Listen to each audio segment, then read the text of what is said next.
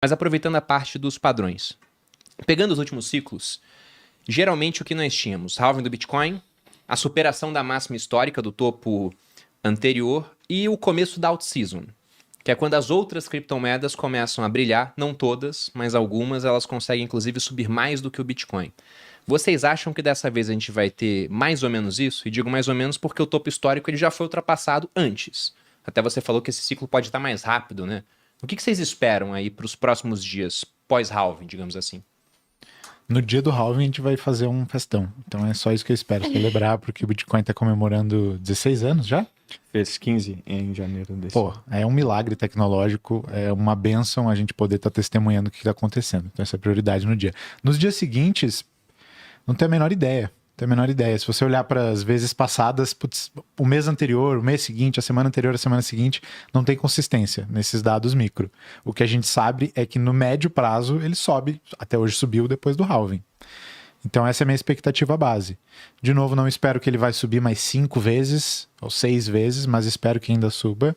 E aí espero que a dominância do Bitcoin, que é uma métrica que mede quantos por cento do valor total do mercado de cripto é representado pelo Bitcoin, depois do halving e depois do Bitcoin começar a saturar o assunto no mainstream, vem o que a gente chama de out-season, porque a dominância do Bitcoin começa a cair e os participantes do mercado começam a aceitar tomar mais risco.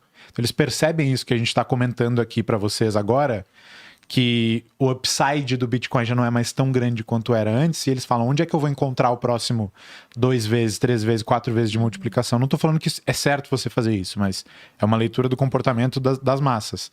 E aí essa galera começa a comprar, primeiro, projetos com uma tecnologia legal, as buzzwords da vez, né? Nesse ciclo espere que se fale muito ainda de moedas de inteligência artificial.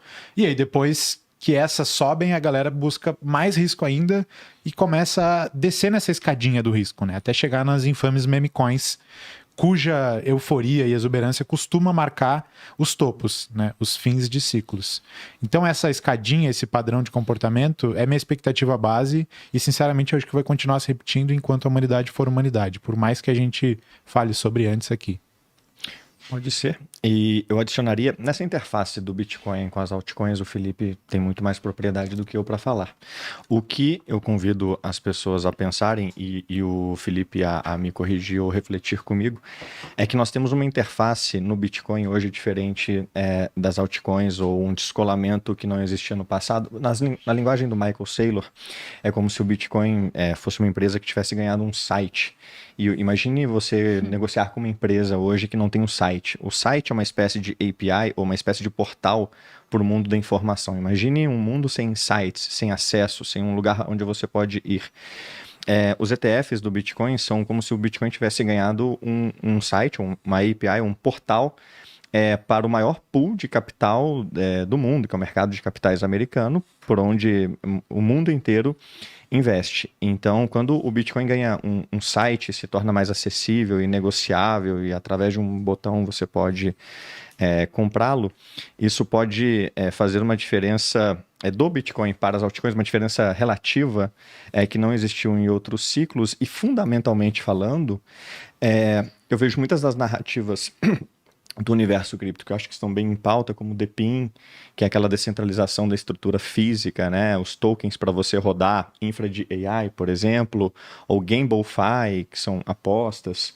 Todas essas narrativas possuem um paralelo quando você olha no universo bitcoinheiro, né? Então, a interface da inteligência artificial com o Bitcoin é uma das mais ricas. O pessoal está completamente hypado.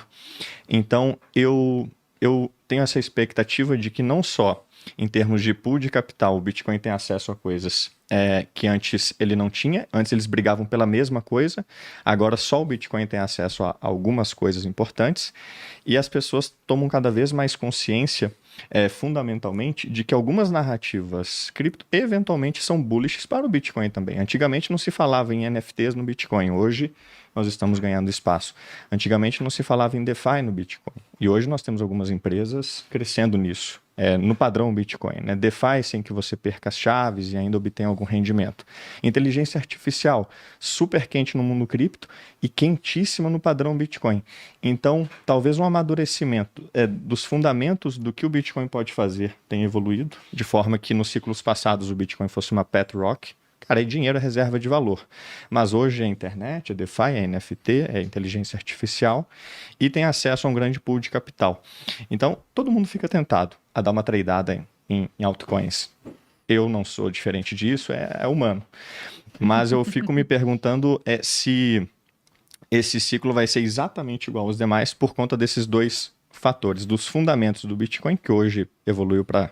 descobrimos que é muito mais do que se pensava, e esse acesso gigante ao pool de capitais do mercado de capitais americano. Mas quando aprovarem ETF de Ethereum, você vai fazer seu discurso todo em favor da Ethereum também? Mas será que vão? Vão. Eventualmente vão, acho. Eventualmente, mas digo, esse ano, por exemplo, porque tinha expectativas maiores, eu vi um pessoal ficar agora já com ânimos arrefecidos. Tem muita gente que acha que é uma chance baixa de vir em maio, mas é baixa. Então eu fico pensando, será que vai realmente sair dentro dessa parte do ciclo inicial? Mas até pegando o seu comentário, Diego, então de maneira pragmática, você acha que o Bitcoin ele tem essa tendência de subir menos a cada halving, né? Você pega lá o primeiro halving, multiplicou 90 vezes, no segundo 30, no último 7. Nesse, eu falo que a minha expectativa razoável seria ele dobrar, pensando dia do halving até um topo de mercado. E eu acho que é razoável. Acho que é razoável. O pessoal do mercado tradicional fala, meu Deus, que exagero. Bom, o tempo irá dizer, né? Mas olha o quanto ele subiu antes do halving. Você acha, então, que ele pode subir mais do que isso? Você acha que esse ciclo pode ser tão bom quanto o anterior, por exemplo? Em retrospectiva, Bruno, talvez reconheçamos esses anos de 2017 a 2024, ou talvez até antes, como uma época negra, Dark Age do Bitcoin, uma época em que ele não tinha acesso ao mercado de capitais e ele era um ativo sem a chancela dos maiores alocadores do mundo. A última vez que o Bitcoin acessou pela primeira vez um pool desse tamanho foi quando ele começou a ser negociado numa corretora. Antes não tinha corretora, era um abacaxi. Quando ele começou a ser negociado na Mt. Gox, ele multiplicou algo como 100 ou 1000 vezes em pouco tempo. Não acho que isso vai acontecer agora na mesma velocidade que no passado, mas eu tenho uma expectativa de que esse é o ciclo onde a gente pega o ouro, porque algumas etapas vão acontecer que para a psique humana é importante.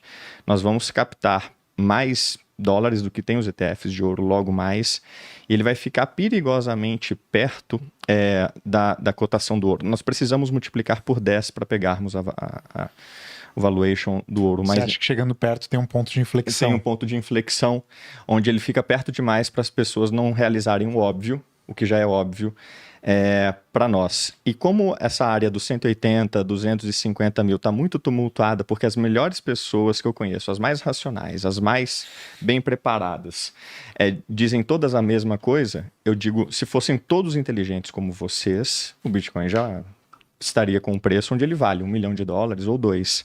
Mas acontece que a humanidade acho que é muito mais irracional do que isso. E em algum momento ela entra numa trajetória de preço que não tem nada a ver com o fundamento. Então, se ele realmente deveria ir para 180 ou 200 mil dólares, ele vai na prática para 650 mil, porque em algum momento vão comprar pessoas que não fazem conta nenhuma. Se fizessem, ele pararia ali. Então, eu tenho essa expectativa, mas mais uma vez, não vou vender. Então, vamos ver até onde vai e depois até onde volta. Interessante. Interessante.